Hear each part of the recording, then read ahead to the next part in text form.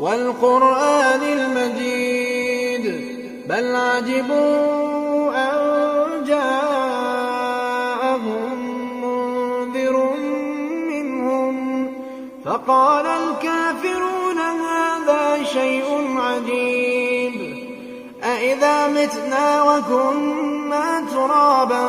ذلك رجع بعيد قد علمنا ما تنقص الأرض منهم وعندنا كتاب حفيظ بل كذبوا بالحق لما جاءهم فهم في أمر مريج أفلم ينظروا إلى السماء فوقهم كيف بنيناها وزيناها وما لها من فروج والأرض مددناها وألقينا فيها رواسي وأنبتنا فيها من كل زوج بهيج تبصرة وذكرى لكل عبد منيب ونزلنا من السماء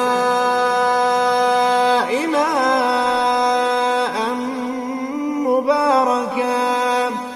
فأنبتنا به جنات وحب الحصيد والنخل باسقات لها طلع نضيد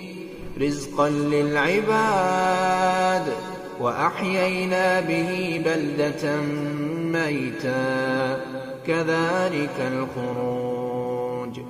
كذبت قبلهم قوم نوح وأصحاب الرس وثمود وعاد وفرعون وإخوان لوط وأصحاب الأيكة وقوم تبع كل كذب الرسل فحق وعيد أفعينا بالخلق الأول بل هم في لبس من خلق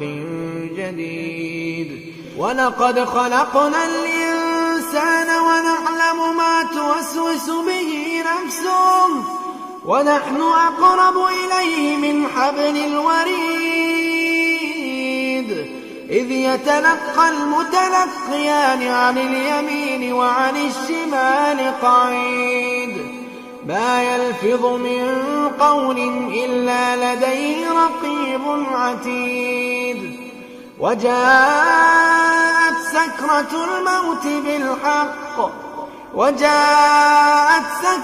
الموت بالحق ذلك ما كنت منه تحيد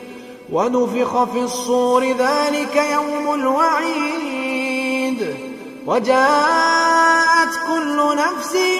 معها سائق وشهيد لقد كنت في غفلة من هذا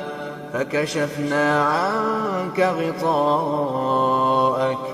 فبصرك اليوم حديد وقال قرينه هذا ما لدي عتيد ألقيا في جهنم كل كفار عنيد مناع للخير معتد مريب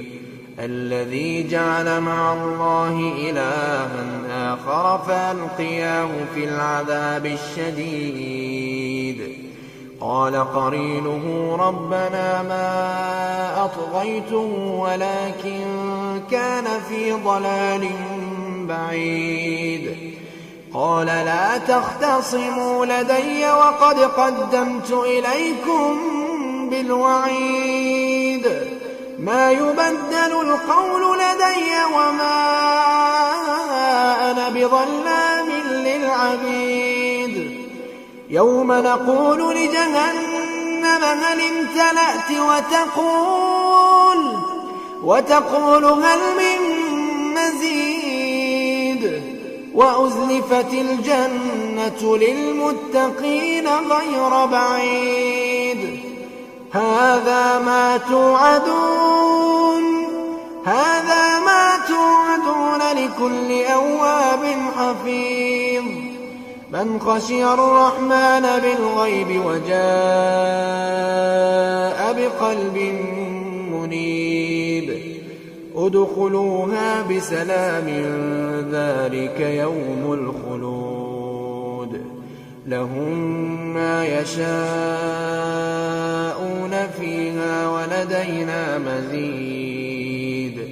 وكم أهلكنا قبلهم من قرن هم أشد منهم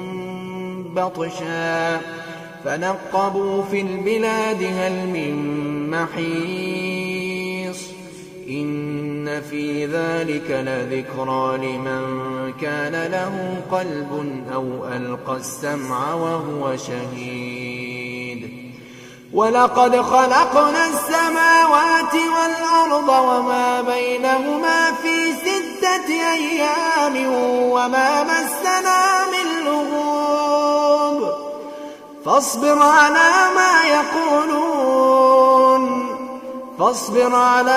يقولون وسبح بحمد ربك قبل طلوع الشمس وقبل الغروب ومن الليل فسبحه وأدبار السجود واستمع يوم ينادي المناد من مكان